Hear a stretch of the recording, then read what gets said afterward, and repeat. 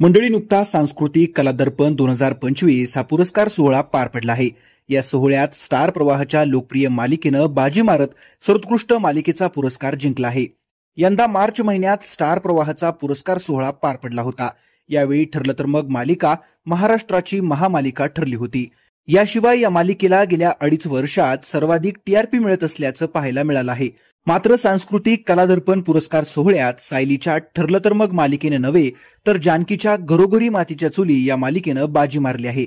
Star प्रवाह वाहिनीनं सांस्कृतिक कला दर्पण 2025 मध्ये विजेत्या ठरलेल्या कलाकारांसाठी अधिकृत पोस्ट शेअर करत त्यांचं कौतुक केलं आहे।